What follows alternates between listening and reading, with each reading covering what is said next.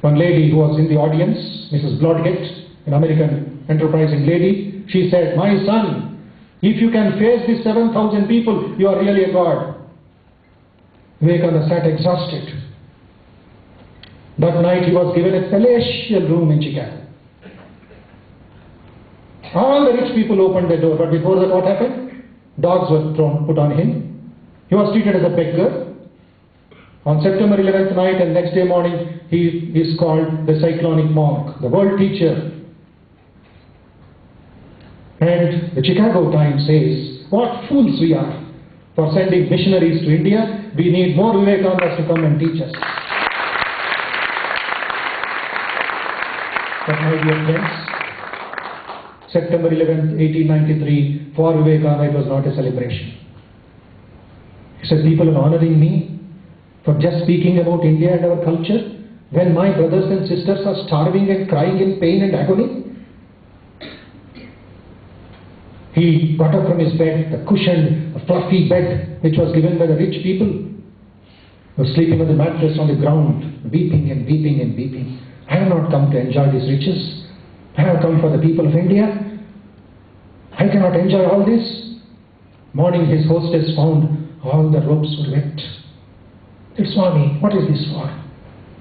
He says, "People are starving in India." That was the turning point. They understood, here is a man with a vision and a mission. And interestingly, for the next 7 days, the Parliament of Religions was held from September 11th, 1893 to September 19th, 1893. Humorously, the chairman would put the name of Vivekananda in the last. And somebody asked why again and again putting him in the last? Because to listen to him, all the people would stay back. Otherwise people would vacate. When people started getting up, listening to all the abstract and useless speeches of the other people, the chairman would announce, "Next Vivekananda, Mr. Vivekananda would speak." All would sit down. Something sensational he did, and all alone. But later on, things started differently, playing differently. Jealousy, suspicion in some Indians. Because their halls were vacant. They were rushing to Vivekananda's meetings. And they started character assassination. They started maligning him, writing all sorts of things on him. That he is a cheat and this and that. It's horripilations. It's recorded, it's found out. Discoveries. There are 6-volume books on Vivekananda in the West, new discoveries done by a great research scholar for 17 years. Then Vivekananda wrote back from America to India, to Madras disciples and to Calcutta disciples. "Please organize a program in Chennai. Please organize a program in Calcutta. Tell them that I am your representative. Tell them I am a monk of a particular sect, of a particular tradition."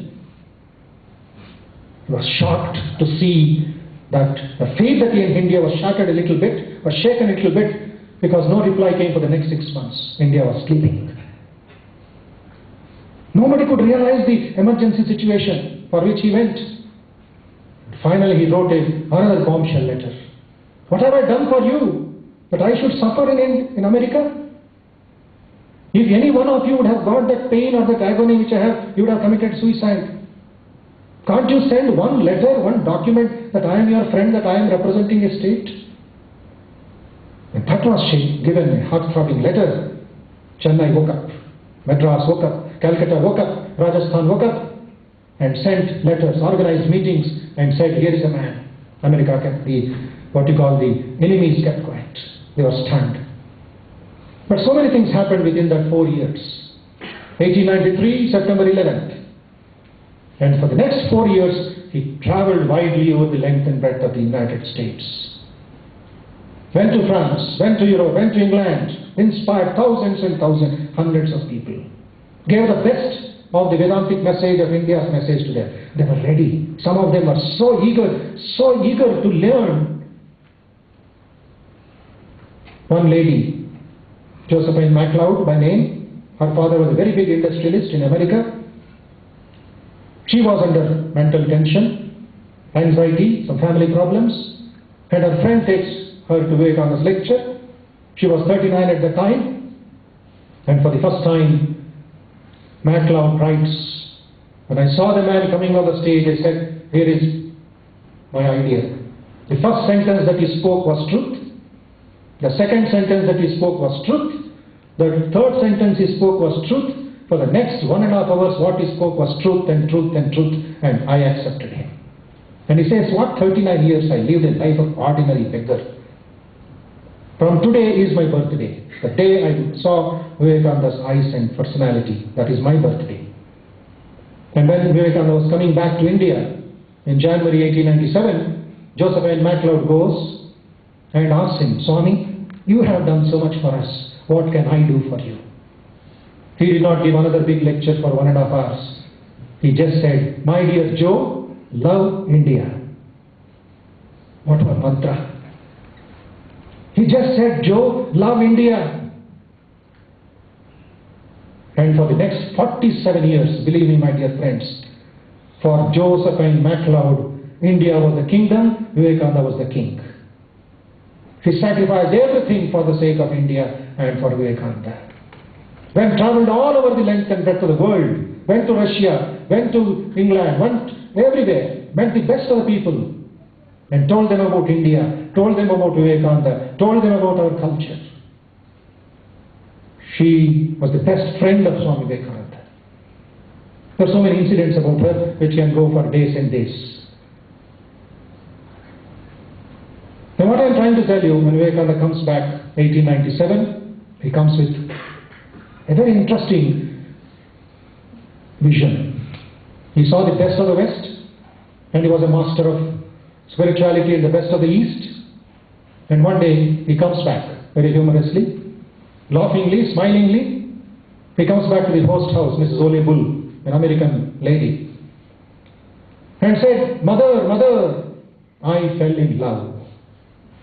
Americans, as usual, who is that girl, Swami? Who is that girl, Swami? Swami laughed. It's not a girl. It's the power of organization of you people. I fell in love with that. This I want to take it to India and start something for our people. He comes with that experience that he got, the power to work, the power to organize. India lacked that. We have taken things for granted. No chalta hai. But nothing concrete, nothing stable, nothing focused. And the ship takes him again all through the world. Again he gets this all for the good of India, for the future of India. Colombo, he lands there and then goes round all over the Sri Lankan island, goes to Jaffna, and there some of the critics of the Buddhist fanatics etc. created problems for him. Because they found thousands following Vivekananda everywhere. Buddhists, Christians, Muslims, Hindus, Tamilians, all rushing to his meeting in Jaffna, the very place where he spoke. I visited there and prostrated in that hall called the hall on Hindu college. It's still preserved by the college. 4,000 people listening to him, and in the corner, the enemies of Vivekananda, the critics or people who want to disturb him, they were creating a lot of noise with their drums and slogans and everything, wanted to disturb his speech. And this I am telling you as a direct reference of a great personality, great yogi who lived in Jaffna, whose guru was one of the members in the audience. He narrated it to his disciple, and the disciple narrated it to me 2 years back. And the guru is telling him, this quote, Vivekananda was walking on the stage. He never used to stand, it seems, on one place, unlike me, only standing in one place, no mics. But he says the last man in the audience, 4,000 people could hear his voice as if a bell was ringing near his ears. That was his personality and his power. Just as lion was walking on the stage. Sometimes he would jump into the audience and sit with them, talk with them. Then again come back on stage, again start philosophy. And by that time the noise had commenced. It was increasing and increasing and increasing. Vivekananda stopped. Just put a pause. And this is all quote, I am telling you, what I had heard from that his guru's narration, was in the audience. He says, Vivekananda patted himself on his back and said,